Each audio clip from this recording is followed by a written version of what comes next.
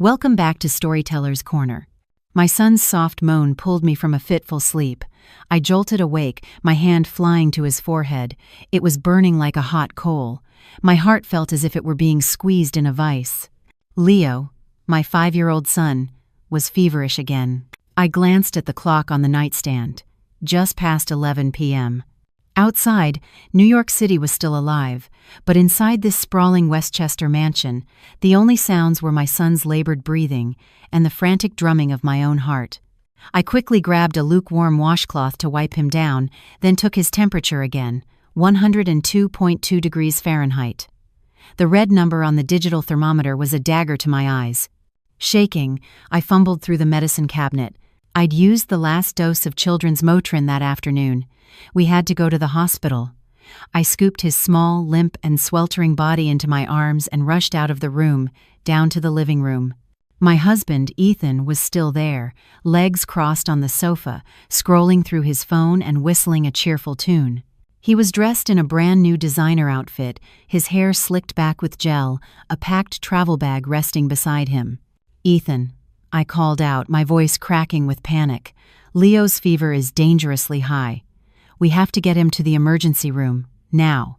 Ethan looked up, throwing me an annoyed glare. He furrowed his brow, that familiar frown he wore whenever I interrupted his leisure. "Can't you handle one kid?" His voice was cold, utterly devoid of concern. "He has a fever, so give him some medicine. Why are you freaking out?" "We're out of medicine. And his fever is so high, I'm scared he'll have a seizure. We need to go, please, Ethan," I begged, tears welling in my eyes. Ethan stood up irritably, but instead of moving toward me, he reached for his suitcase. "Call an Uber. I have an urgent matter to attend to." "What could possibly be more urgent than our son?" I practically screamed. "Aren't we supposed to go to the Hamptons tomorrow? You promised you would take Leo and me." At the mention of the trip, Ethan's expression grew even crueler. He let out a sneer, a smile that disgusted me. "The Hamptons? You think you have the right to come? Look at yourself. You spend all day smelling like spit up and old takeout, and your clothes are a disgrace. You just embarrass me. This trip is for me and Jessica. Do you understand?" Jessica. The name hit me like a sledgehammer. Her, the beautiful young mistress he'd been seeing for months. I knew everything but had bitten my tongue, hoping he would come to his senses for our son's sake. But tonight, he had openly admitted it, openly trampled on 6 years of marriage. "What? What are you saying? How could you?" I stammered, my chest so tight I could barely breathe. "You're ruining the mood," Ethan snapped, pulling out his phone. "Hello, Jess? I'm on my way." "Yeah, just a small problem. My blind wife is causing a scene." He spoke into the phone with a sweet, loving tone, completely ignoring me as I stood frozen, our feverish child in my arms. Hanging up, he stared at me with eyes as cold as ice. "Stay home. Don't you dare go anywhere and make a scene. If I find out you've ruined this trip for me, don't blame me for being cruel." With that, he dragged his suitcase toward the front door. Like a madwoman, I ran with our son in my arms, blocking the door of his car. "You can't go. Our son is terribly sick. You're his father. You can't just leave us like this." I pounded on the car window, sobbing in despair. Ethan rolled down the window, his face contorted with a malice I had never seen before. "Do you want to die? Move." When I didn't budge, he abruptly opened the car door, grabbed me by the hair, and dragged me back into the house. "Ah!" I screamed in pain. Leo, startled, began to wail in my arms. Without a shred of mercy, he pulled me through the living room toward the old, dark storage cellar at the back of the house. It was a damp, musty room used only for broken furniture and junk, the air thick with the smell of mildew and mice. He shoved my son and me inside. "Stay in here and reflect on your behavior. When you learn your place, I'll be back." He slammed the heavy wooden door shut. The dry, cold sounds of the bolt sliding and the lock turning echoed through the darkness. Each sound was a knife, severing my last thread of hope. "Ethan, open the door! Don't lock us in here! Our son's fever is getting worse! Ethan!" I pounded on the door frantically, screaming until my voice was raw, but the only reply was the sound of his car engine fading into the night. Powerless, I collapsed onto the cold concrete floor, clutching my son tightly. Leo was crying uncontrollably, his body growing hotter by the second. In the pitch-black darkness, all I could hear was my child's gasping breaths and the sound of my own heart shattering into a million pieces. My husband, the father of my child, had just callously locked his own wife and son in a cellar so he could enjoy a vacation with his mistress. Is there any hell more painful than this? What will be the journey of this woman to reclaim justice and her maternal love? Will the wicked pay their price? Please like and subscribe to Echoes of the Past and turn on notifications so you don't miss the dramatic developments in the next chapter. The thick, cold darkness of the cellar swallowed us whole.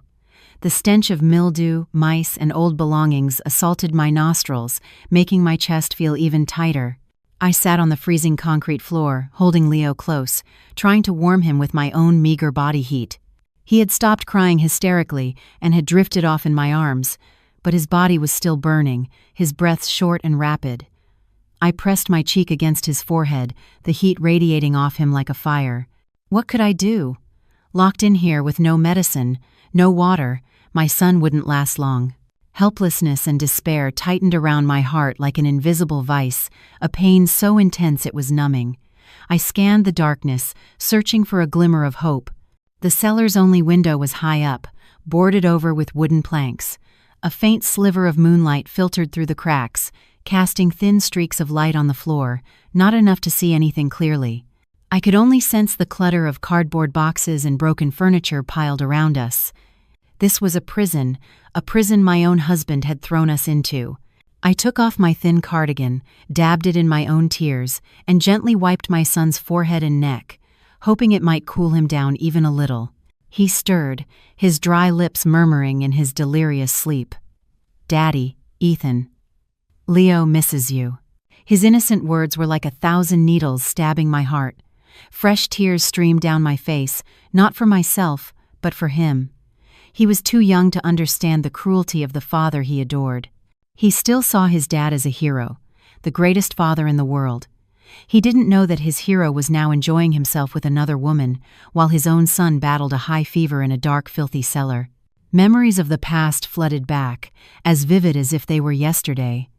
I remembered the first day I met Ethan. He was a talented young architect, and I was just an innocent, naive college senior. He came into my life like a prince, with a warm smile and gentle eyes. He said he loved my simplicity and kindness. He said he didn't care that I was an orphan from a modest background. He promised to protect and cherish me for the rest of my life. I believed him. I believed all his sweet promises. I defied the disapproval of his mother, Eleanor, a woman who prized social status above all else, to become his wife. I thought that with his love, I could overcome anything. And for the first few years of our marriage, we were incredibly happy. He was a thoughtful husband. He would help with chores after work and massage my shoulders.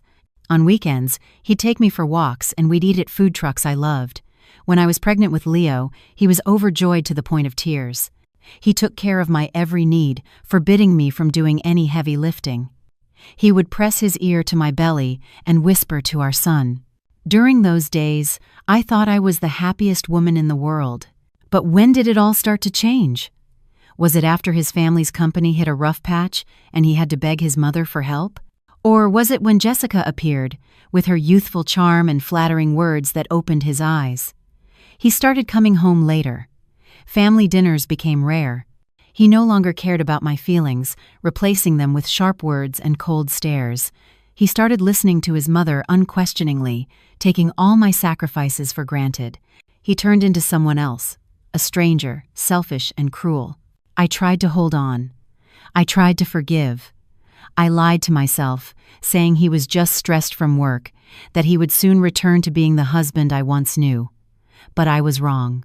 Once a person's heart has changed, trying to hold on is futile. Mommy. Cold. Leo's whimper brought me back to the brutal reality. I hugged him tighter, using my entire body to shield him from the cold concrete. His breathing was growing weaker. "Leo, please don't scare Mommy." "Hang on, son. Someone will come and save us," I whispered, though I didn't know who to believe in. Who would save us? Eleanor. My mother-in-law, who never once accepted me as her daughter. She was probably celebrating getting rid of the thorn in her side. My father-in-law, Arthur, was a quiet, reserved man. In all these years, he never interfered in our marriage, never stood up for me against his wife's bitterness. I couldn't count on him. I was truly at a dead end.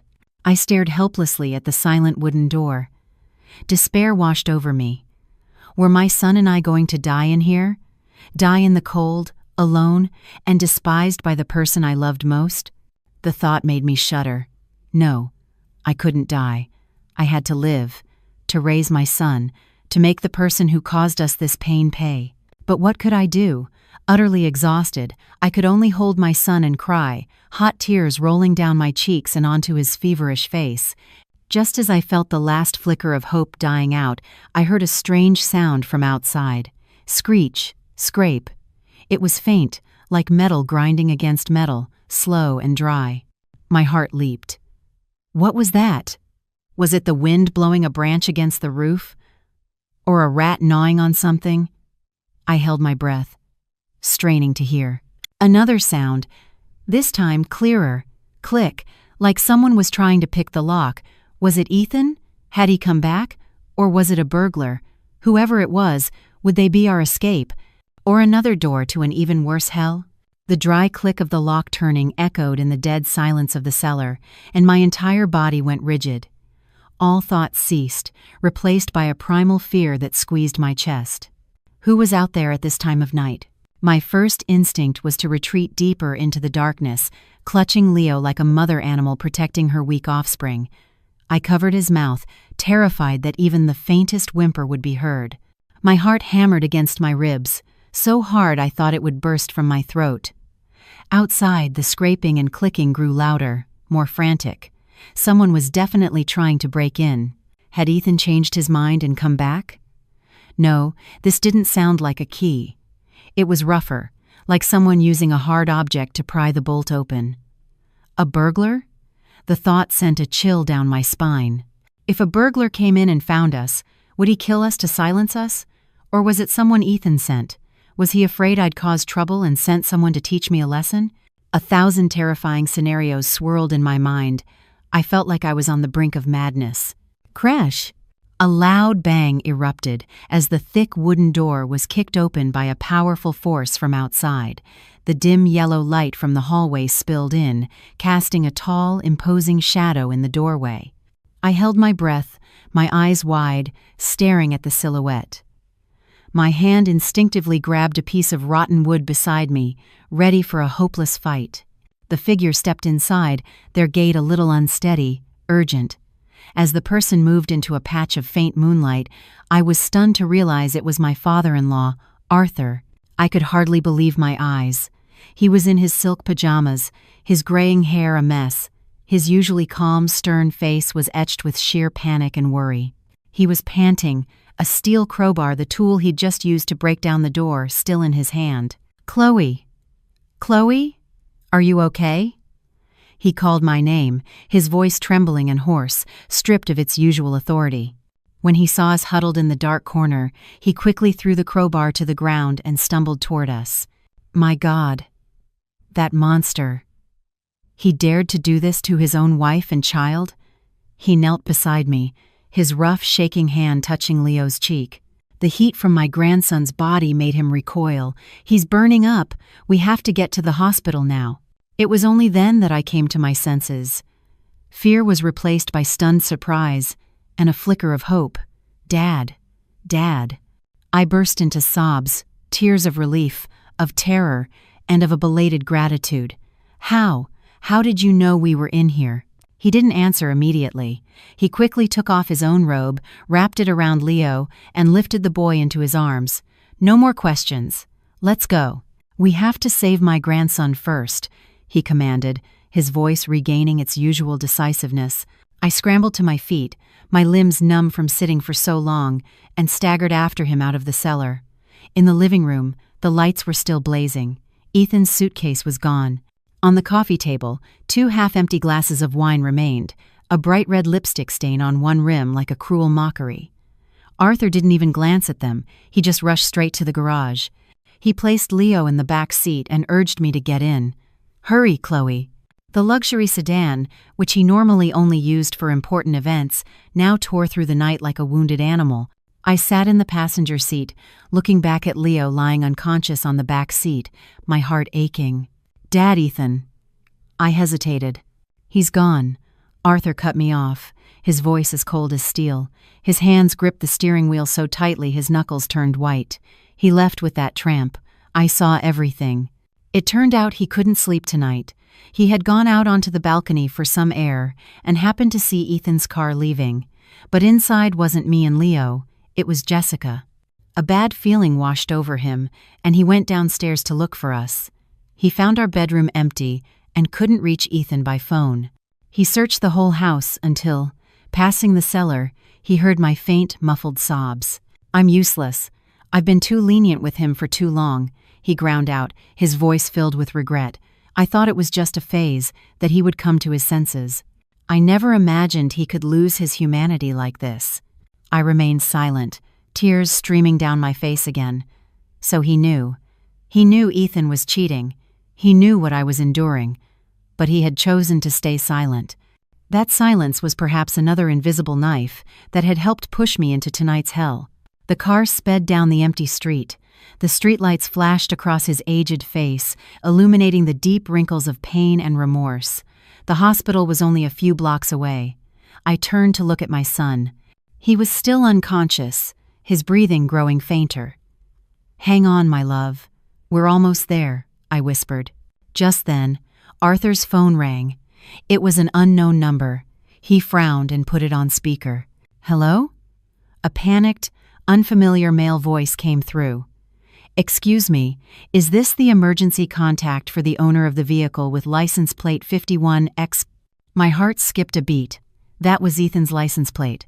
"Yes, I'm his father. What's wrong?" Arthur growled.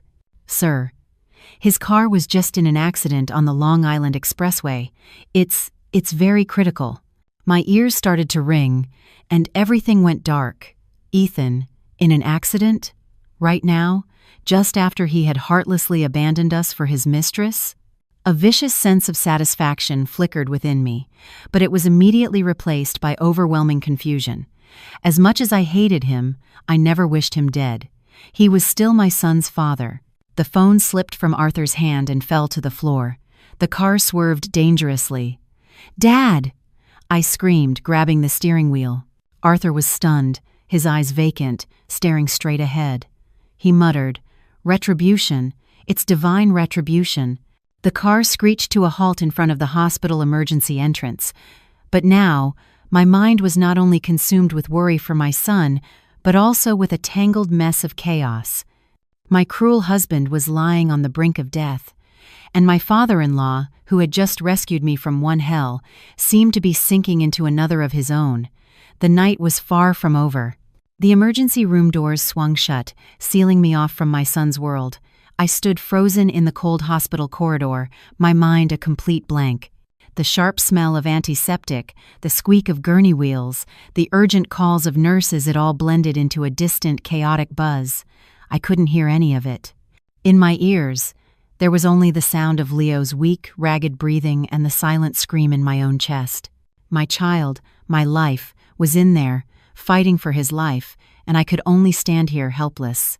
A thin hand rested on my shoulder. I turned. It was my father-in-law. Arthur's face was now ashen, his eyes bloodshot and vacant. "Chloe," he began, his voice raspy. "Ethan, he's in the ER down the hall." I followed his gaze. Not far away, another set of emergency room doors were lit up. I knew Ethan was in there, the husband who had ruthlessly pushed my son and me to the brink of death. A strange feeling crept over me. Not worry, not satisfaction, but a terrifying emptiness. Every emotion I had for that man seemed to have died in the cellar. Now, my mind had room for only one concern: Leo. "You should go see how he is," Arthur said, his voice heavy with exhaustion. I shook my head, my eyes fixed on the doors to my son's room. "I'm staying here for Leo." My answer was brief but firm. Arthur stared at me, perhaps surprised by my coldness. But then, in his tired eyes, the surprise was replaced by a look of sorrow and understanding. He said nothing more, just stood silently beside me, both of us staring at the same door, two people waiting for two lives, but our hearts in two completely different worlds.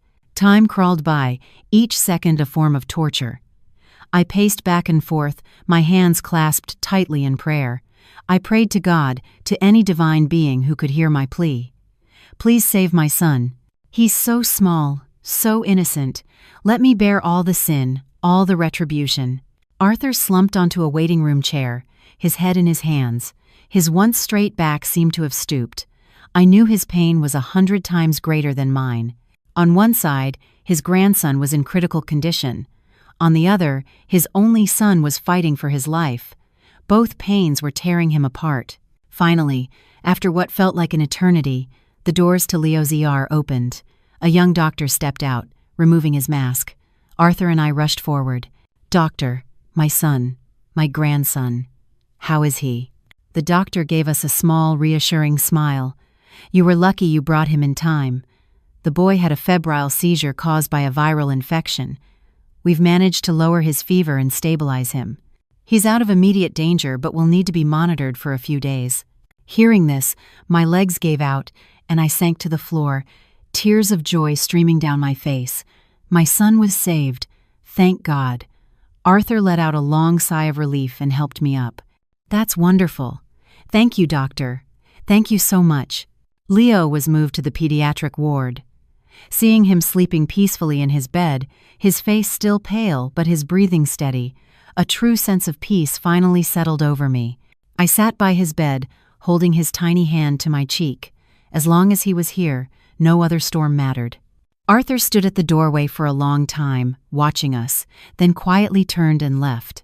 A short while later, he returned, holding a key and a small piece of paper. He handed them to me.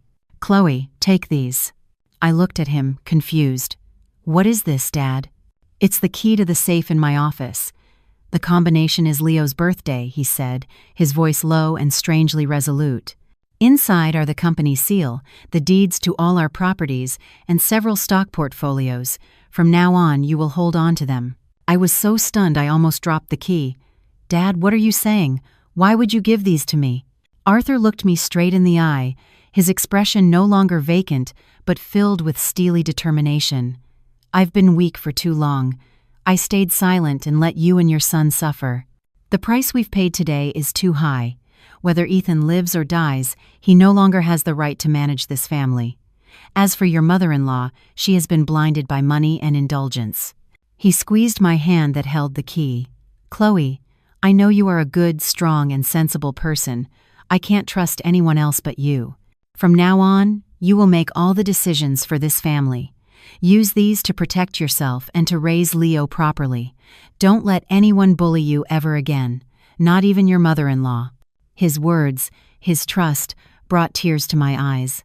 My father-in-law, the man I always thought of as stern and distant, was the one who saw everything and was now handing me a sword and a shield to defend myself.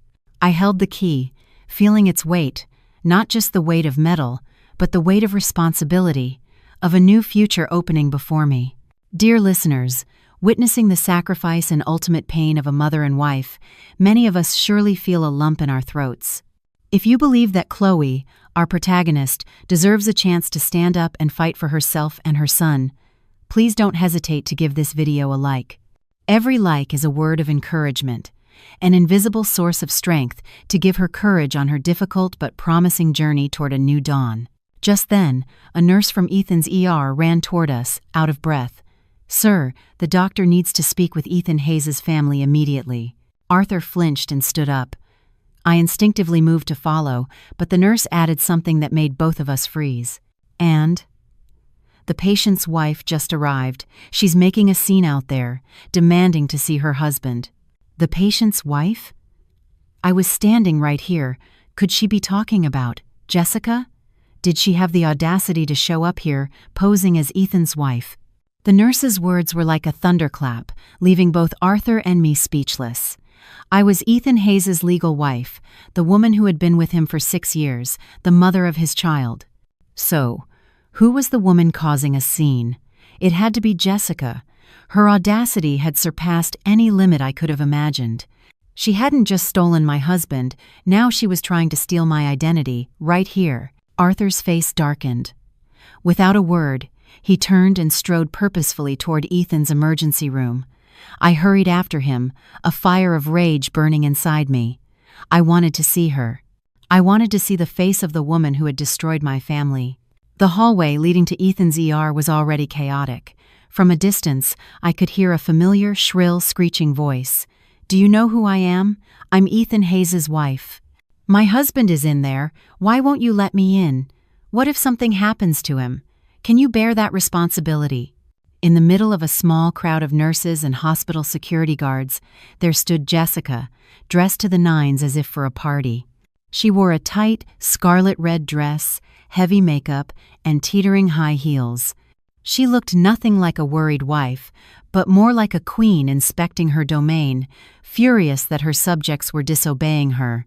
"Stop this," Arthur's voice boomed, sharp and authoritative, cutting through Jessica's tirade. Everyone turned in surprise. When Jessica saw Arthur, her face showed a flicker of unease, but it was quickly replaced by a brazen confidence. She ran to him, throwing herself into his arms, and began her tearful performance. "Dad. Dad, you're here! Look at these people, they won't let me see Ethan. He's in there, and I don't know if he's alive or dead. I'm so worried, Dad." She sobbed dramatically, pointing at the nurses and guards as if she were the victim. The onlookers, unaware of the situation, began to whisper amongst themselves, looking at us with sympathy. Arthur coldly removed her hands and pushed her away. His eyes, fixed on her, held no warmth, only contempt and disgust. "What right do you have to call me Dad?" His question stunned Jessica. The fake smile on her lips froze. "Dad, what are you saying? I'm Ethan's wife." "Wife?" Arthur let out a harsh, chilling laugh. "His legal wife, the mother of my grandson, is standing right here. You are nothing more than a home-wrecking tramp. A third party who destroyed a family. You have no right to be here." He then turned to me, his gaze softening. He took my hand and held it up for everyone to see. "This is my daughter-in-law, the only wife the Hayes family will ever acknowledge." Arthur's sudden reversal shocked everyone present. Jessica's face turned from red to white. She was speechless. She never could have imagined that the future father-in-law she had been trying so hard to win over would expose her so brutally in public. Just then, the emergency room doors opened. An older doctor emerged, his face weary. "Who is the family of patient Ethan Hayes?" Arthur and I stepped forward. "That's us." "How is our son, doctor?" The doctor looked at us, shook his head, and sighed. "We did everything we could. The patient suffered severe traumatic brain injury from the impact. He's stable now, and we've saved his life. But—" He paused, as if searching for the least painful words. "But the brain damage is extensive. It's highly likely he will never wake up. He will live in a persistent vegetative state." A vegetative state? The word struck me like a physical blow. Even though the love was gone, hearing that the man I had once shared my life with would spend the rest of his days as a soulless body still filled me with a sense of sorrow. But the one who completely broke down was Jessica. "No! That's impossible!" she screamed, her voice shrill and crazed. "Ethan can't be like this. He promised to marry me, to give me a life of luxury. You're lying. All of you are lying to me." She lunged forward, trying to force her way into the ER, but was restrained by security guards. Greed and desperation had turned her into a wild animal, devoid of reason. "Let me go. Ethan, my money, my mansion, my cars," she shrieked and struggled. Her delirious words unintentionally exposed everything. The crowd now understood. They looked at her with contempt. She wasn't here because she was worried about Ethan's life. She was worried about the fortune he had promised her. Arthur signaled to security. "Get her out of here, don't let her filth contaminate this place." Jessica was dragged away by 2 strong guards, still screaming curses. Her flashy red figure disappeared down the hall, leaving behind a heavy silence and a tragedy whose curtain had just fallen. I stood there watching, feeling no satisfaction, only a deep, melancholic sadness. Human greed is a terrifying thing. It can turn a beautiful young woman into a monster, willing to trample on life and morality. Eleanor, my mother-in-law, arrived at the hospital shortly after, likely tipped off by someone. The moment she saw Arthur and me standing outside the ER, she rushed over not to ask about her son, but to point a finger straight at my face and scream, "It's you! You curse! You've ruined my son! From the day you set foot in our house, my family has never known a day of peace. Now you've done this to him. Are you satisfied now?" Her venomous words echoed through the hallway. Arthur could bear it no longer. He roared, "Be quiet! Do you have any idea what your precious son just did? He locked his wife and his feverish child in the cellar to go fool around with his mistress. His accident was his own damn fault. It was karma." Eleanor was stunned by her husband's rage, but she quickly retorted, "You're defending her. You always defend that country bumpkin. What kind of spell has she put on you?" Arthur trembled with fury, raising his hand to strike his wife. I quickly intervened. "Dad, please, stop. This is a hospital." I knew that now. A new war within my family was just beginning. A war between justice and humanity on one side, and blind, cruel selfishness on the other. And I, once a victim, had been thrust into the center of it. In the following days, the hospital became my second home. My life was split in two, half spent in the pediatric ward with Leo, the other half running over to the intensive care unit to check on Ethan. Leo's fever was completely gone, and he was back to his laughing, chattering self. But the trauma of that night still seemed to haunt him. He would sometimes startle in his sleep, crying out for his father in fear. Each time, my heart broke. I could only hold him close and whisper words of comfort, knowing the scar on his young soul would take a long time to heal. As for Ethan, he lay there, motionless and unresponsive. The modern machines around him beeped in a steady, cold rhythm, the only proof that he was still in this world. The doctors said his condition showed no improvement.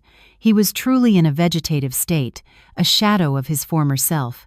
I visited him not out of love or duty. Love was dead, and duty had vanished after what he'd done. I went, perhaps, out of a final shred of human decency, because he was, after all, my son's father. I would stand there, looking at the man who was once my entire world, feeling nothing, no love, no hate, just a painful, alien emptiness. After her outburst at the hospital, Eleanor no longer dared to raise her voice at me. The stark truth about her precious son, combined with Arthur's firm stance, seemed to have intimidated her.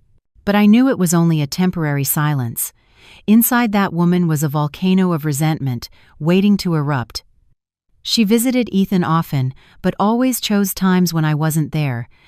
She came and went like a ghost, her eyes always fixed on me like daggers.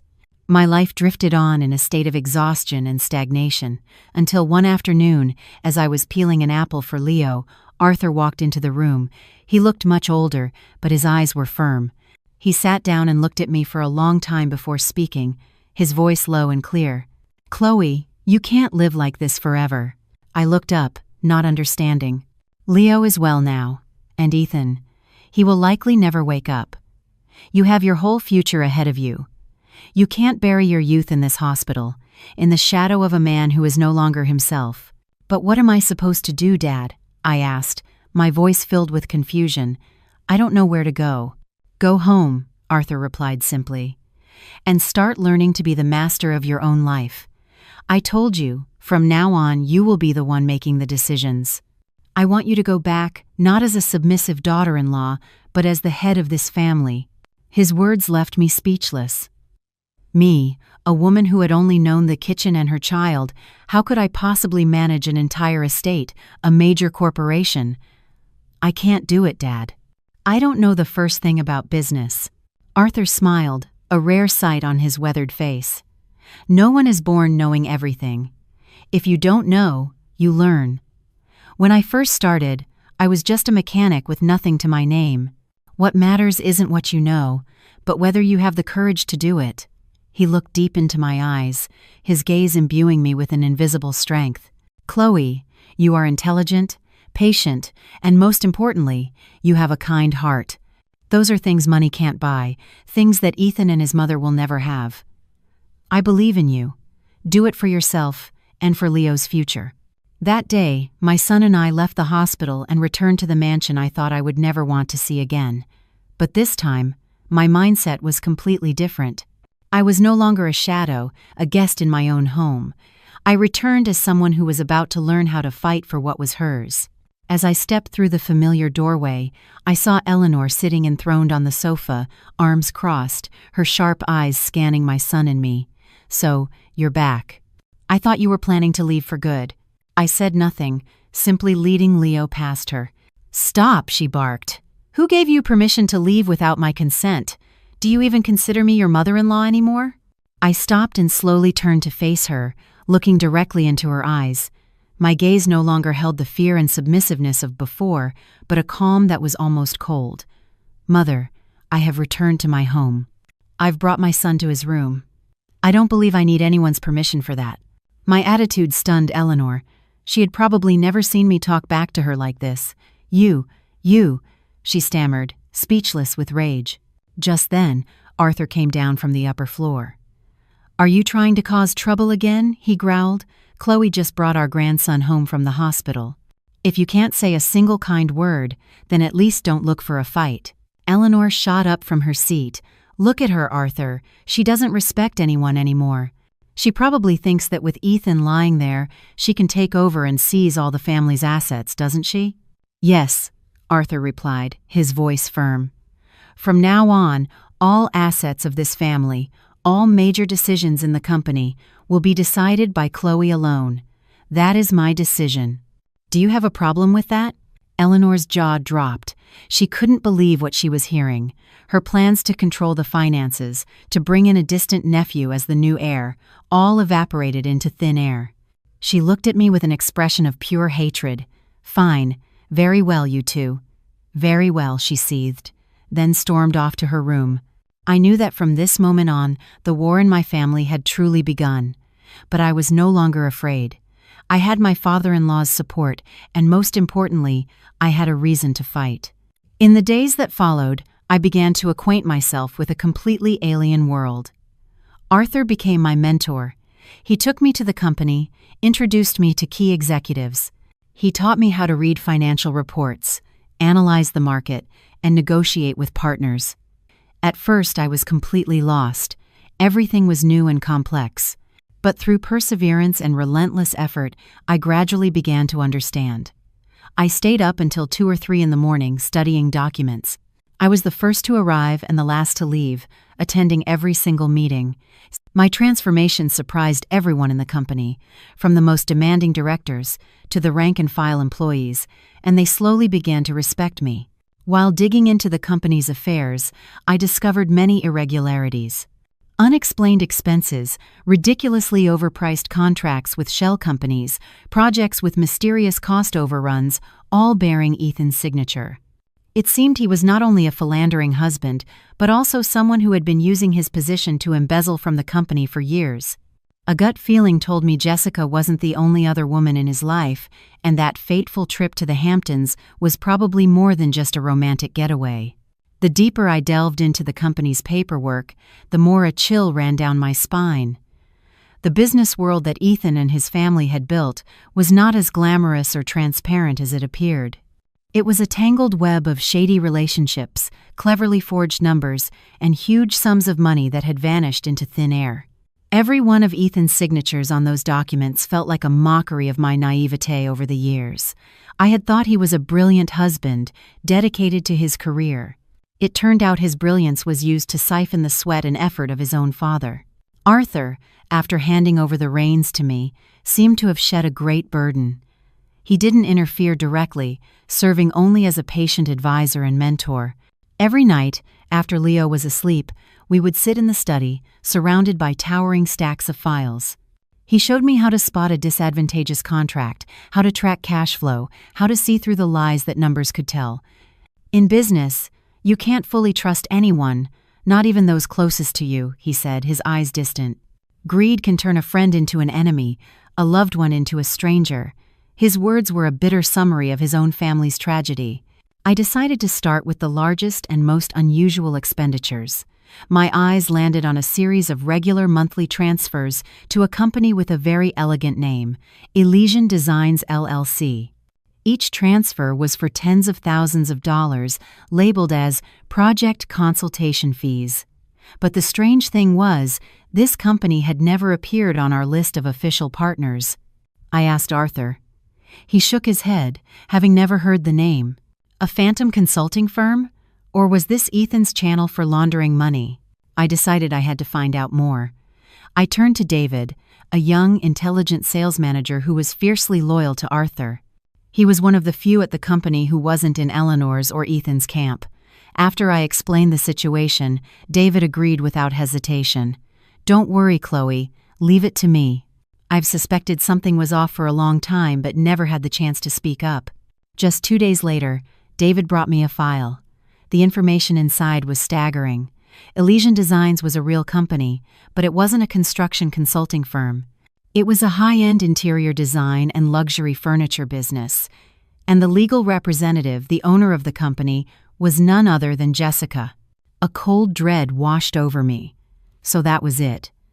Ethan had used the guise of consulting fees to legitimize funneling company money to his mistress. He hadn't just given her pocket money, he had bankrolled an entire company for her. His love for her was clearly more than a fleeting passion. But that wasn't all. David had found something even more damning. "Chloe, look at this," he said, pointing to an address on Elysian Designs' business license. "Does this address look familiar?" I squinted. It was the address of a luxury condo in a new development in Soho. I froze. This was the same apartment Ethan had lied to me about, claiming he bought it as an investment for our future, to rent out. It turned out the future he was talking about was his future with Jessica. They had built their own love nest right under my nose, with my family's money. The anger and pain of betrayal surged through me again. I thought I had become numb, that I had no feelings left. But no, this wound was still too deep. I had been to that apartment once. Ethan had lied, saying he was taking me to see a model unit. I still remembered the feeling of awe at its modern luxury. I still remembered him whispering in my ear, "One day, I'll buy an even more beautiful home for you and Leo." It was all a lie, a perfect performance. "Chloe, I found this too." David's voice pulled me back to reality. He handed me a USB drive.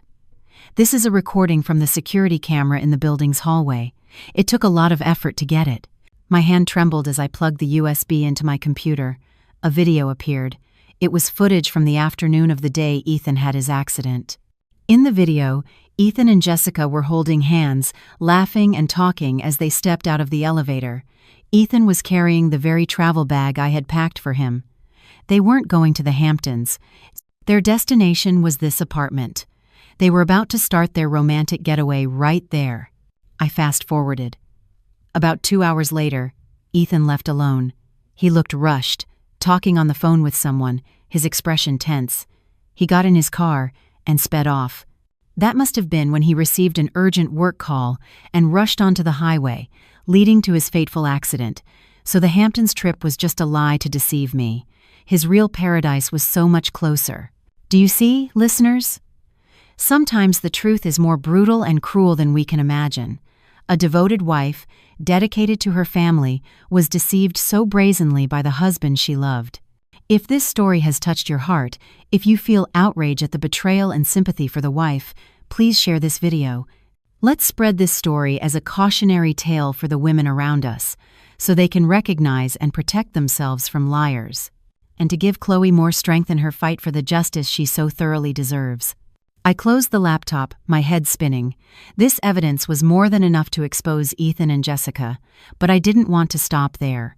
Someone who could orchestrate such an elaborate deception for years, surely his crimes weren't limited to embezzlement and adultery.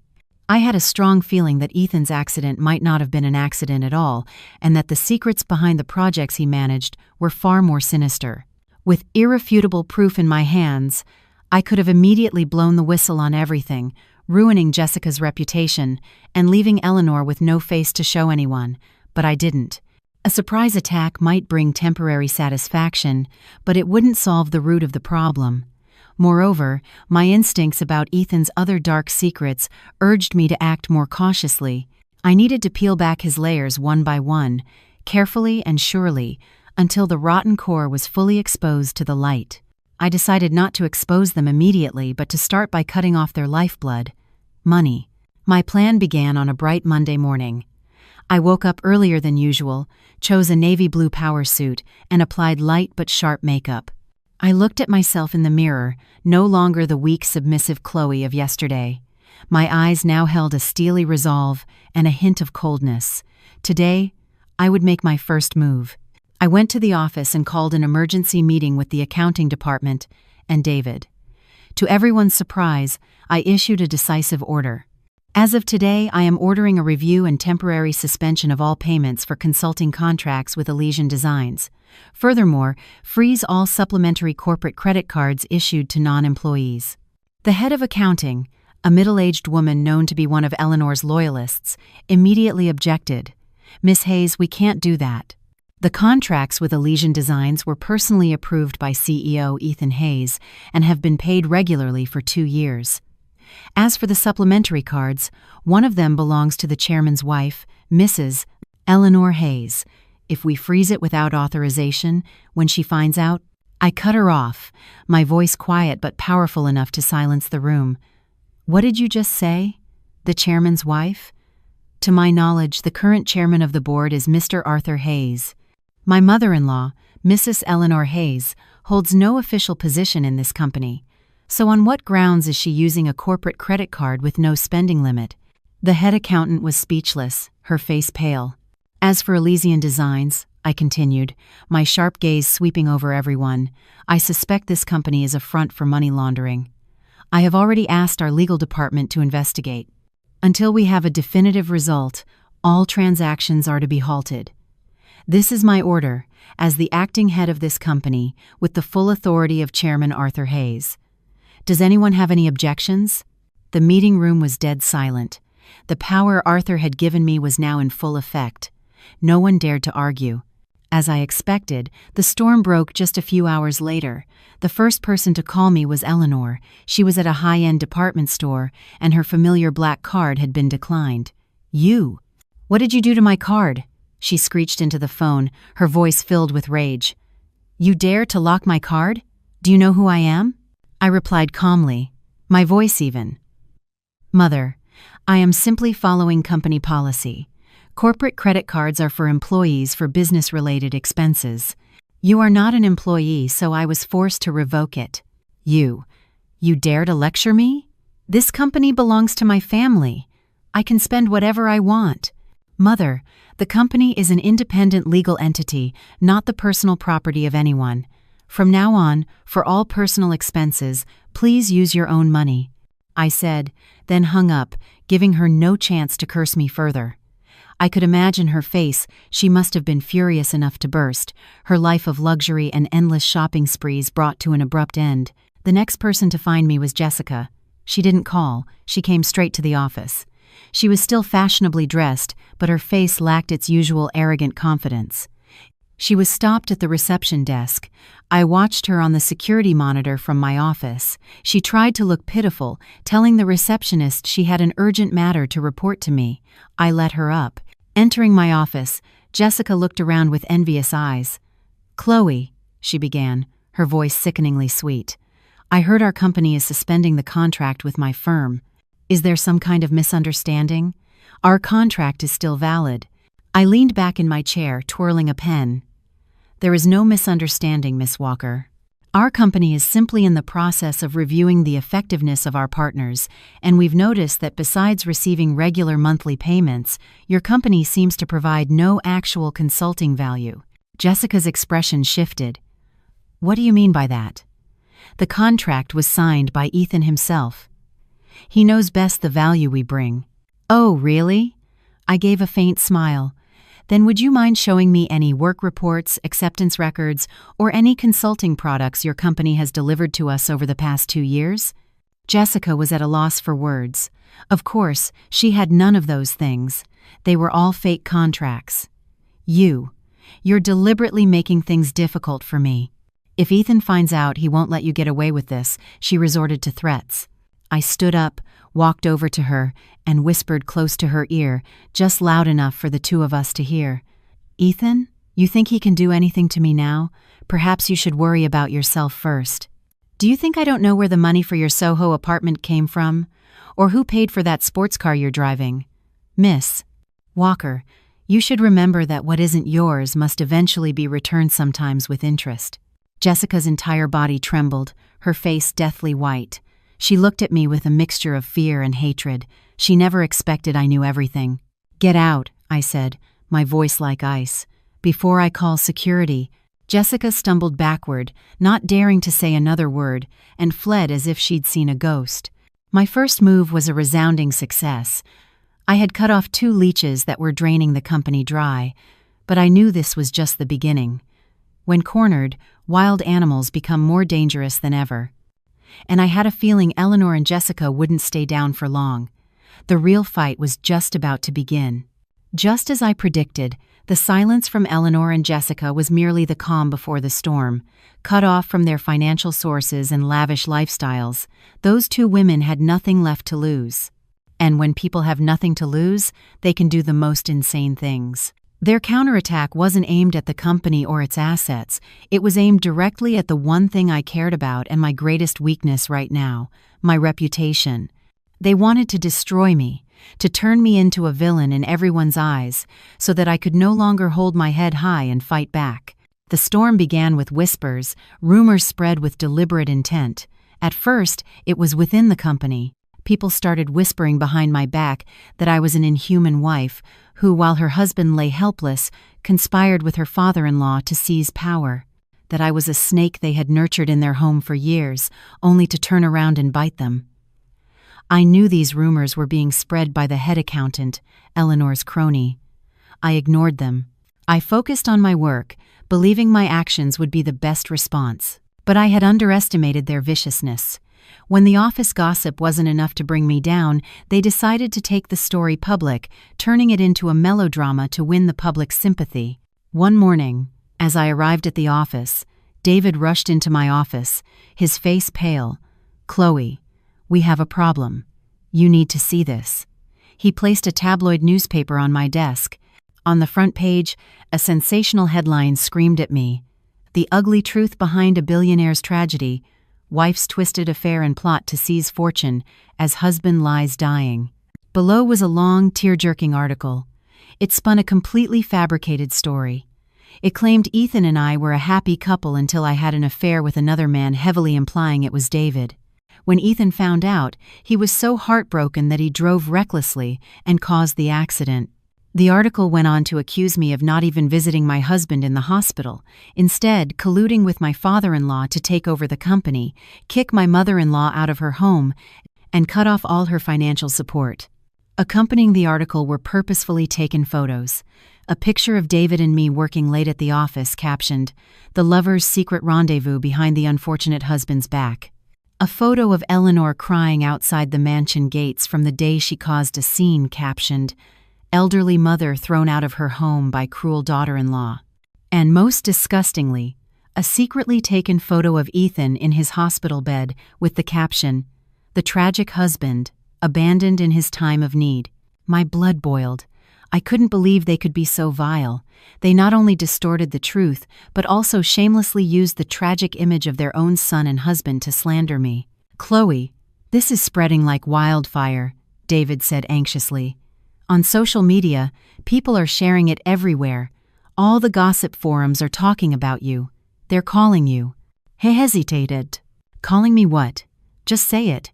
"They're calling you the venomous viper wife, the most ruthless gold digger of the year." I closed my eyes and took a deep breath to control my surging anger. I knew this was a carefully calculated media attack. They wanted to use public pressure to destroy me. My phone started ringing non-stop. Business partners, investors, even old friends, all calling to ask about the story. The company's inbox was flooded with hate mail. The company's stock, which had been recovering, started to dip again. "Chloe, what do we do now? Should we hold a press conference to set the record straight?" David asked urgently. I shook my head. No. The more we deny, the more they'll think we're hiding something. The bigger a scene we make, the more we fall into their trap. They want us to be chaotic and lose our focus. So we just let them slander us like this? Of course not. I opened my eyes, my gaze cold and determined. They want to play this game? I'll play with them, but not by their rules. David, I need you to find out which reporter wrote this article and which publication ran it first. I want to know who is backing them. I knew the best way to put out a fire isn't to pour water on the flames, but to find and cut off its oxygen supply. Eleanor and Jessica were just puppets. There had to be a smarter, more malicious puppeteer pulling the strings from behind the scenes. Someone who knew how to manipulate the media and public opinion. Jessica had connections in the entertainment world. Had she enlisted some powerful force? This was no longer just a family feud. It had become a war on the media front. A war where one small mistake could cost me everything. But I wasn't afraid. They had underestimated me. They thought a woman who was only used to the kitchen would easily crumble under public scrutiny. They didn't know that even a worm will turn. And a woman, cornered while protecting her honor and her child, is more fearsome than any storm. The media storm was more ferocious than I had imagined. My name was dragged through the mud everywhere, from tabloids to social media forums. My photos were turned into malicious memes. People fabricated all sorts of stories about my past, twisting my narrative from a sympathetic orphan into a scheming, manipulative gold digger. The pressure from public opinion was an invisible but devastating weapon. Employees at the company started looking at me differently, with suspicion and distance. A few partners began to hesitate, delaying the signing of new contracts. The ship I was trying to right was once again in danger of sinking. But the one who was hurt the most wasn't me. One afternoon, I went to pick up Leo from school. He didn't run out to hug me as usual. He walked out slowly, head down, his eyes red and swollen. Leo, what's wrong? Did someone bully you? I knelt down, worried. He didn't answer, just shook his head and buried his face in my chest, sobbing. I held him, my heart aching. I knew why he was crying. Those vicious rumors weren't just aimed at me, they were stabbing daggers into my son's innocent soul. That night, I called Arthur and told him everything. His voice on the other end was grim, filled with anger, but also calm. I know, the company's lawyer reported it this morning. Don't worry, Chloe. It's just the dirty tricks of petty people. You stay focused on your work. Let me handle everything outside. But Dad. Leo. My voice choked. I understand. Bring him to my house for a few days. We have people to look after him here. No one will bother him. As for you, you need to be even stronger. This is the moment to prove your strength. His words were like a sedative, helping me regain my composure. He was right. I couldn't fall. I was fighting not just for myself, but for my son. While I temporarily retreated from the storm, David worked efficiently. He found the person behind the first article, a freelance reporter named Rick, notorious for his unethical methods and willingness to sell his pen to the highest bidder. And the person who had provided the information, photos, and a large sum of money to Rick was none other than Jessica. She had used her connections in the entertainment world to launch this attack. But one detail caught my attention. David reported that, according to his sources, the amount of money Jessica paid Rick and his media network was far beyond her current financial means. Where did that money come from? I had cut off Eleanor's funds, and Jessica's contract had been suspended. Could there be a third party, a mysterious benefactor, pulling all the strings? The thought made me shudder. This fight was more complex than I had thought. But whoever it was, my immediate goal was to put out this fire, and the only way to do that was to make the arsonists douse the flames themselves. I decided against a press conference or a public feud. I would build my own stage and invite them all to perform their final act. I told Arthur my plan. At first he was hesitant, as it was risky, but after I explained my reasoning, he was convinced. All right, do as you see fit. I'll arrange everything. My plan was simple. I would organize an extended family meeting under the pretext of reconciliation and finding a common ground for Leo's future. The guests would include not only Eleanor and Jessica, but also the senior elders of the Hayes family, the most respected voices. I would also accidentally leak information about this meeting to the reporter, Rick. I was certain he wouldn't miss a golden opportunity for such exclusive news. The stage was set, the script was written. All that was left was for the main actors to walk into the perfect trap I had laid. Dear listeners, a grand play is about to conclude. Will Chloe, with her intelligence and courage, be able to turn the tables and expose the true faces of those who wronged her? What conspiracies and secrets will be revealed at this fateful family meeting? To not miss a single thrilling detail and to accompany our protagonist on her journey to justice, please subscribe to Echoes of the Past right now. Because what's about to happen will surely keep you glued to your screen. The meeting was set for a weekend afternoon at the Hayes family estate. The location was symbolic. It was the seat of power, the guardian of the family's legacy and principles. And today, it would witness the downfall of those who had used that legacy as a shield for their vile deeds. I arrived early with Arthur to prepare. I wasn't wearing a suit, but a simple white silk dress with minimal makeup. I wanted to appear as a daughter-in-law and a mother, not a cold businesswoman. Eleanor and Jessica arrived together. Eleanor was still playing the victim, her eyes red, needing support to walk. Jessica wore a somber black dress, looking respectable but unable to hide the triumphant glint in her eyes. She probably thought I had been forced to surrender, to appeal to the family's judgment. The family elders arrived one by one. They were all older, reputable individuals. Their eyes held a mix of scrutiny and pity as they looked at me. I knew the rumors had influenced them. When everyone was seated, I stood and bowed. Uncles, aunts, cousins, thank you for coming. I've taken the liberty of inviting you all here today to resolve the misunderstandings and conflicts that have troubled our family. I know these unfortunate events have affected the honor of our family name, and for that I am truly sorry. My voice was sincere and humble. Seeing her chance, Eleanor began her act. Chloe, it's good that you recognize your mistakes, she sniffled. What mother doesn't love her son? What wife doesn't love her husband? But before she could finish, a few unfamiliar figures appeared at the gate, brandishing cameras. The real show was about to begin. The unexpected arrival of the press made the already tense atmosphere in the formal drawing room even more suffocating. The elders frowned in disapproval. Eleanor and Jessica exchanged a knowing, triumphant look. They thought this was their backup, arranged to pressure me and turn this family meeting into a public trial where I was the defendant. Arthur started to get up to have security remove them, but I gave him a subtle shake of my head, signaling him to remain calm. Everything was going according to my script. My apologies, everyone. It seems someone has leaked information about our meeting, I said, feigning slight distress. But since it has come to this, I think it might be for the best. With the press as witnesses, everything will be fair and transparent. I have nothing to hide. Hearing this, Eleanor and Jessica looked even more smug. They had no idea that this group of reporters, including Rick, had been invited by a secret source I had arranged, and the envelopes they had received were much thicker than anything Jessica had paid. Very well. If Chloe says so, one of the most respected elders spoke up. Then let us begin. Tell us what has happened. Eleanor didn't give me a chance to speak first. She immediately stood up and launched into her tearful monologue.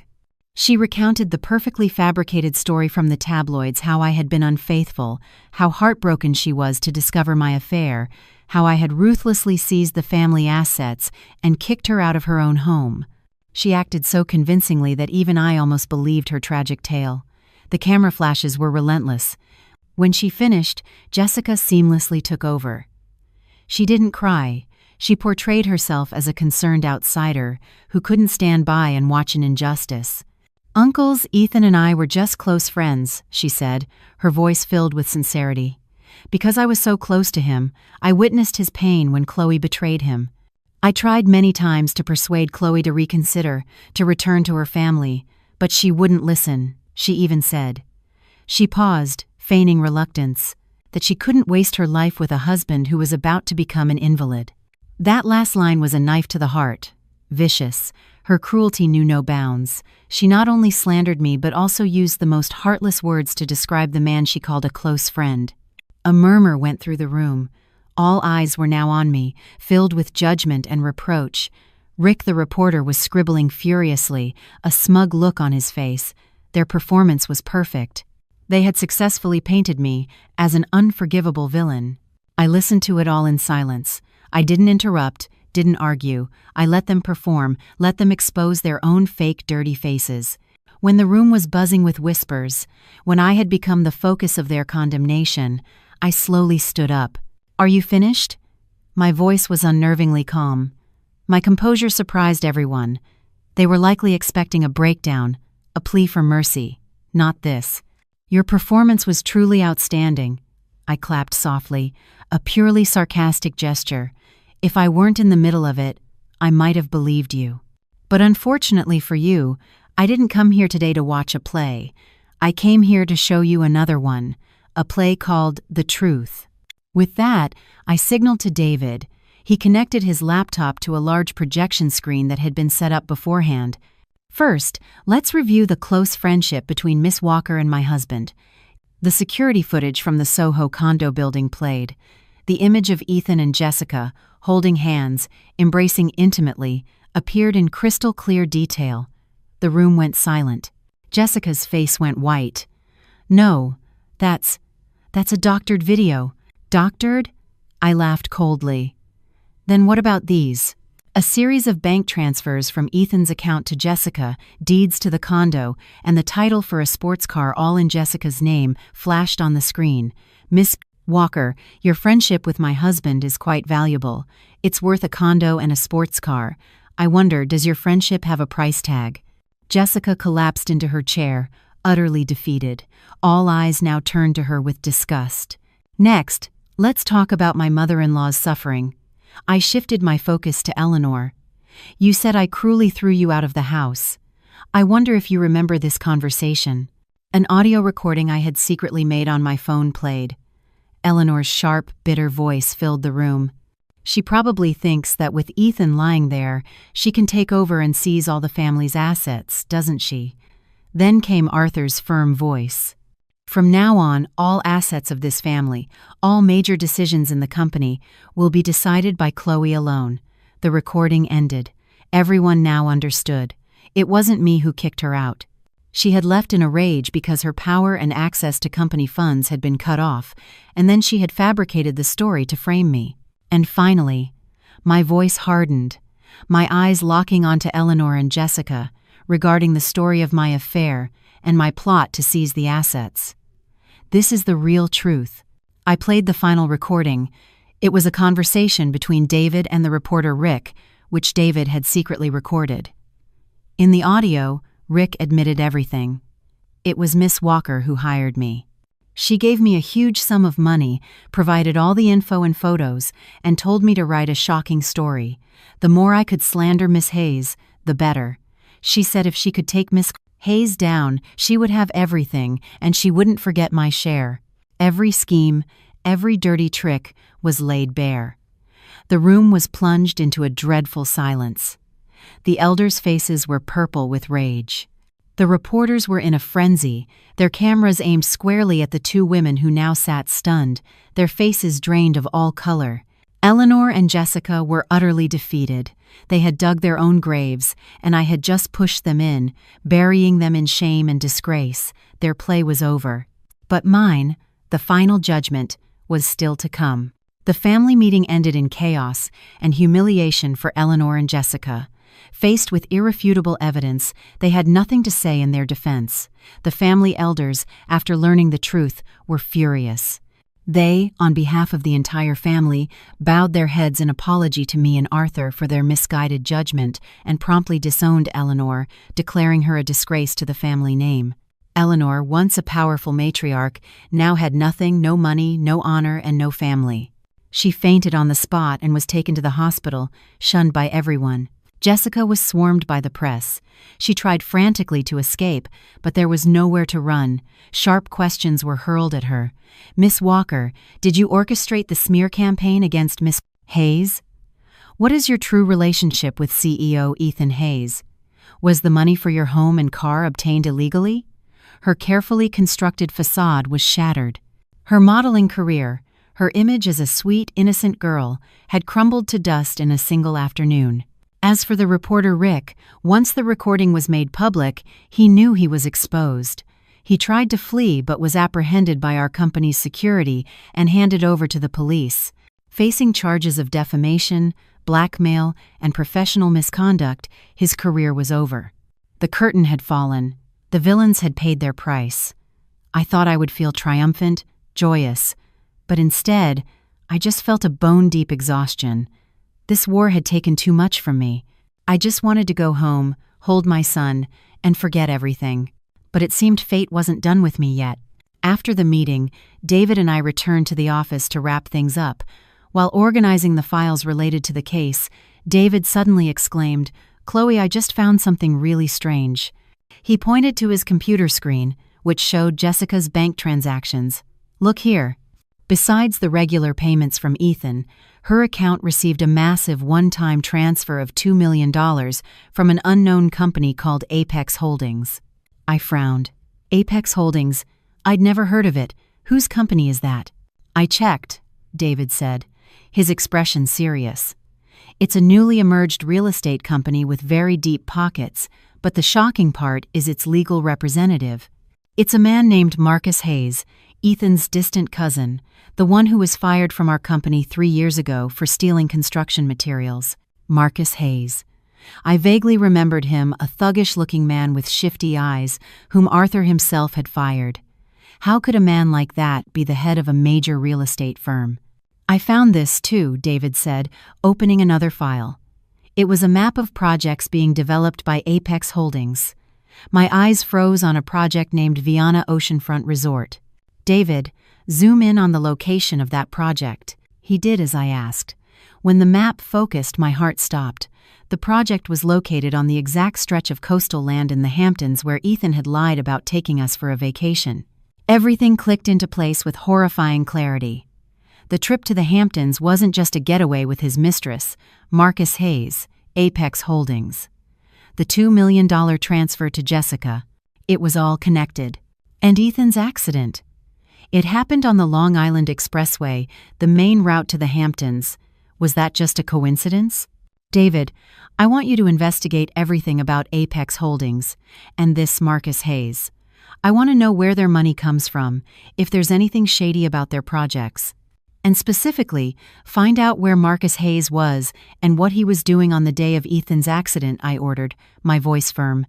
A woman's intuition, the intuition of someone who had been deceived, was telling me that behind the affair and embezzlement lay a much more terrifying truth, a truth that might involve life and death.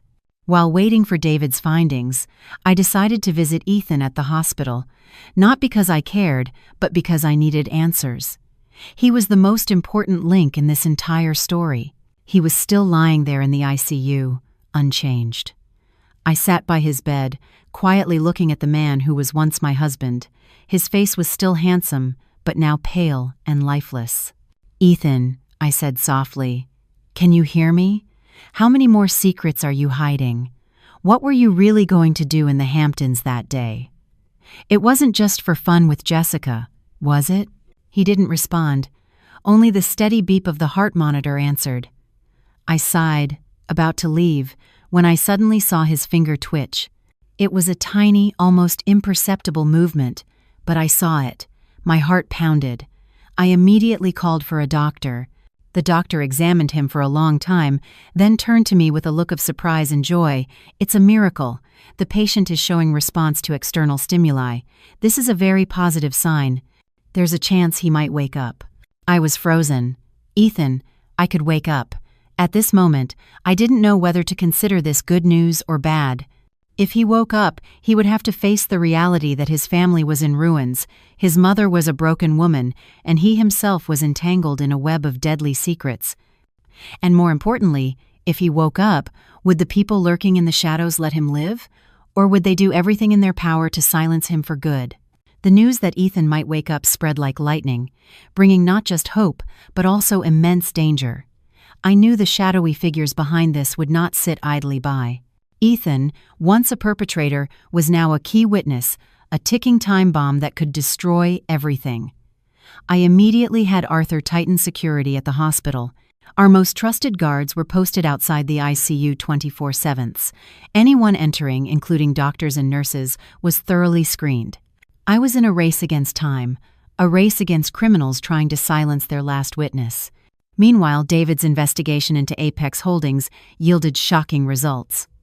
"Chloe, I can't believe it." David's voice was horrified over the phone. "Every single one of their projects is dirty. They're buying up farmland from people at dirt-cheap prices through intimidation, then using shady connections to rezone the land and sell it for a fortune. This is an organized crime ring." "What about their funding?" I asked, a sense of dread growing.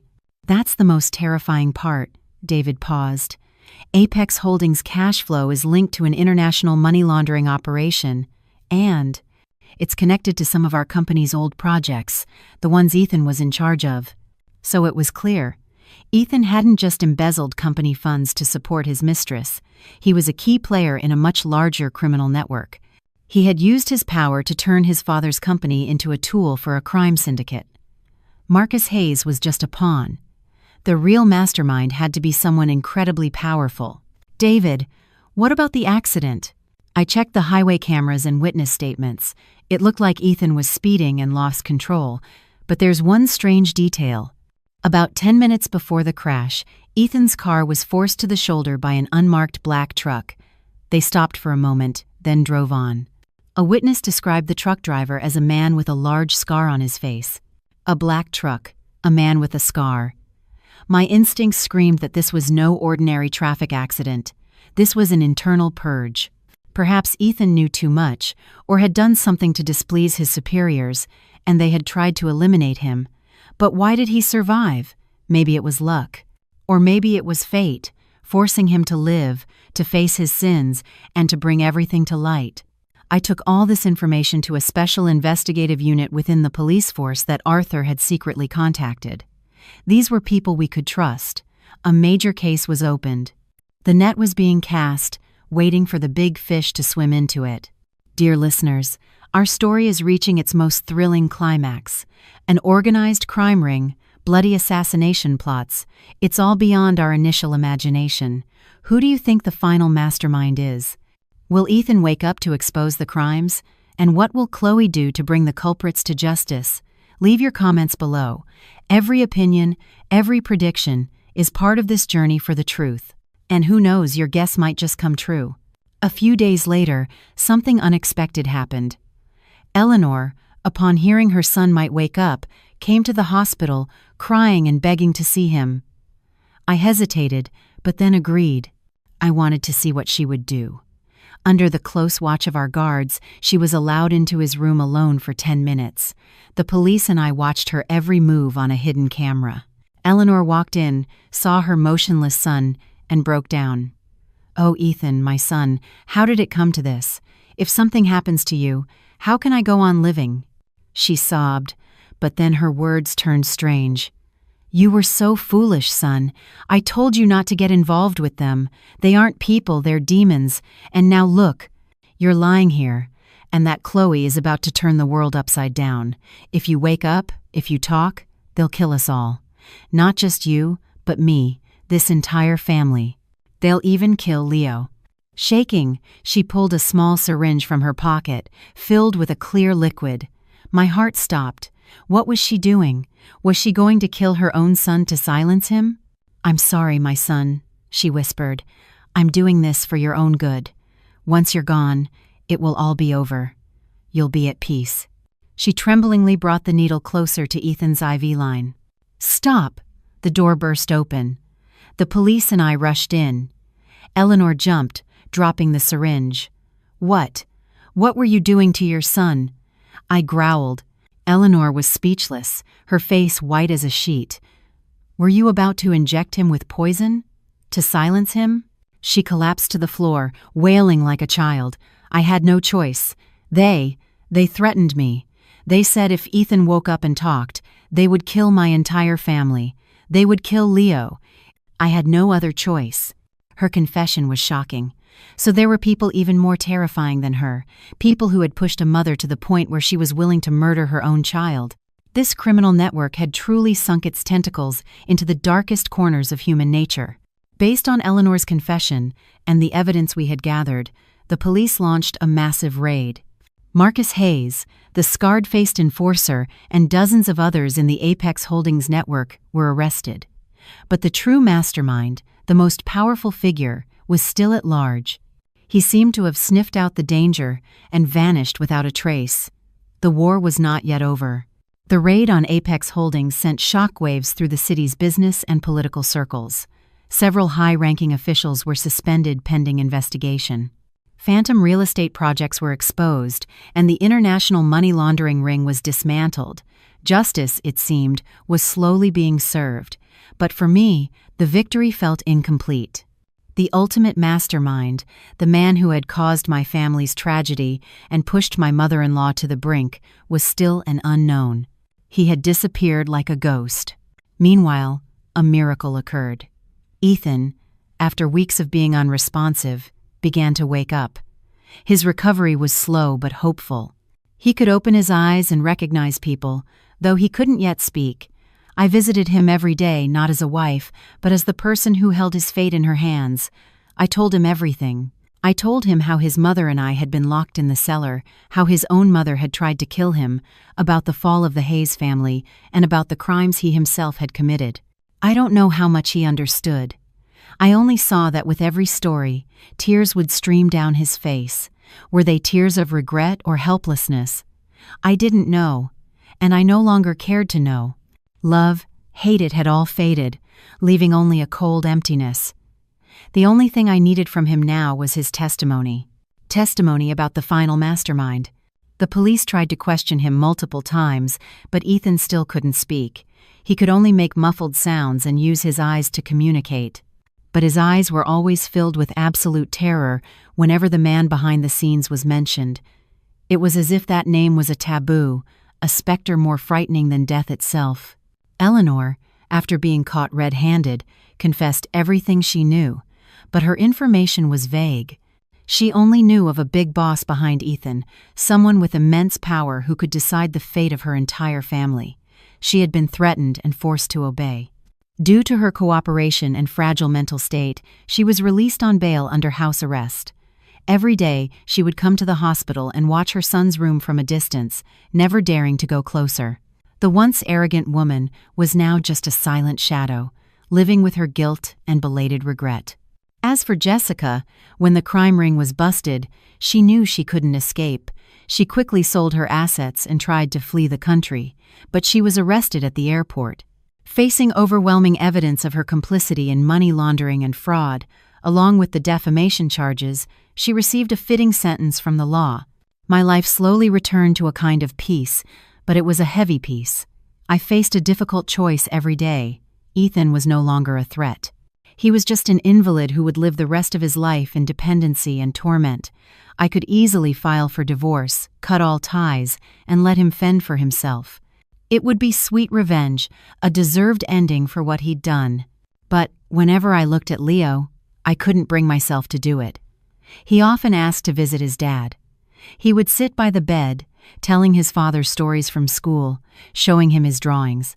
He would take his father's hand and press it to his cheek. "Daddy, get well soon so we can play soccer." His innocent words cut me to the core. No matter how terrible a husband and criminal Ethan was, he was still Leo's father. Would robbing my son of his only father be too cruel? I was at a crossroads. One path led to complete revenge, where I could shed the past and start a new, unburdened life. The other led to forgiveness, an incomplete, heavy forgiveness, but one that might preserve a sense of family for my son, however broken it was. Arthur, aged by the ordeal, no longer interfered with my decisions. He only said, "Chloe, do what your heart tells you. Whatever you decide, I will always support you." One afternoon, I was sitting by Ethan's bed, peeling an apple for him out of habit. Suddenly, he spoke, a weak, hoarse, but clear voice. "Chloe." I froze, nearly dropping the knife. I looked up. He was looking at me, his eyes clearer, more present. "I'm sorry." He struggled to get those 2 words out. Tears streamed down his face again. I looked at him, my heart a tangled mess of emotions. Hatred, pity, the lingering sense of our marriage, it all swirled together. I didn't know how to respond. Just then, my phone buzzed. It was David. "Chloe, we found him. We found his hideout." His voice was ecstatic. "The final mastermind. He's hiding out in a seaside villa in Montauk. The police are on their way." I shot to my feet, my heart pounding. The day had finally come. I looked at Ethan, then out the window at the setting Sunday: forgiveness or punishment, a peaceful life or a fight to the very end. I had to make the final choice myself. And I knew that whichever path I chose, this storm was not yet truly over. The raid in Montauk was swift and clean. The final mastermind, a powerful and well-respected businessman who had manipulated everything from the shadows, was arrested as he was about to board a yacht to escape the country. He never imagined the criminal empire he had built over decades could collapse so quickly. On the day he was brought back to the city, I went to sea. Not for satisfaction, but to put a final, definitive end to the past.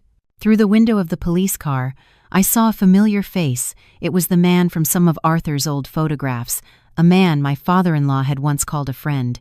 Greed truly can turn a friend into a foe, a man into a monster. The case closed with the harshest sentences for the guilty. Justice, though delayed, had been served. My family company's name and honor were cleared. Everything seemed to have returned to its rightful order. After that day, I made my choice. I didn't choose revenge, nor did I choose easy forgiveness. I chose my own path, a path for my son's future and for my own peace of mind. I filed for divorce. The hearing was quiet, with no disputes or accusations. Ethan, in his condition, couldn't be present. He sent a letter which his lawyer read aloud. In it, he accepted all my terms, relinquishing all rights to our assets and to custody of our son. He asked for only one thing: to be allowed to see Leo from time to time. I agreed. I did it not for him, but for my son. I didn't want Leo to grow up with a heart full of hatred. I wanted him to know that his father had made mistakes and had paid the price, but he was still his father. After the divorce, I didn't cast Ethan out. I used a portion of my own assets to place him in the best long-term rehabilitation center, where he could receive proper care.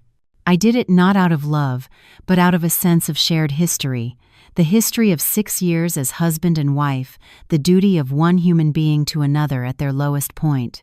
It was the last thing I could do for him, and for my own conscience. Eleanor, after everything was exposed, had a complete breakdown. She lived as a recluse in an old family property, unable to face anyone. I still had food and medicine sent to her occasionally. Not because I had forgiven her, but because I knew that living with her guilt and loneliness for the rest of her life was the heaviest sentence of all. Time passed. 5 years went by. The company, under my and Arthur's leadership, thrived, becoming a leader in the industry. But for me, the greatest success wasn't the numbers on a financial report, but the smile on my son's face. Leo was now a healthy, smart, and compassionate 5th grader. He knew everything that had happened. I never hid anything from him, but he held no resentment. It only made him love and cherish me more. Occasionally, on weekends, I would take him to visit Ethan. He could now sit in a wheelchair and speak in short sentences. Some of his memory had returned, but the memories of his crimes seemed to have been wiped clean. He only remembered that he had a wife named Chloe and a son named Leo. Every time he saw his son, he would smile a simple, childlike smile. Perhaps that, too, was a form of release for him. One beautiful afternoon, Leo and I were walking in the park. The golden sun bathed the green lawn. "Mommy," Leo asked suddenly, "are you happy?" I stopped for a moment, taken aback by his question. I looked at my son, at his bright, clear smile, then up at the vast blue sky. I smiled, a truly serene smile. "Yes, my love, Mommy is very happy." I once thought my life was a long, dark night with no escape. I was once locked in a cellar of despair, chained by betrayal and cruelty. But in that very darkness, I found the light of a father's love, of compassion, and of the strength hidden within myself. The cellar door had opened, freeing not just my body but my soul. My dawn didn't come overnight. It was a long journey through shadows and storms. And now, standing in the warm sunlight, I realize that happiness isn't the absence of pain, but how we face it and overcome it. My new life, my son's new life, was just beginning. A life with no more hatred, only love, forgiveness, and a peaceful sky ahead.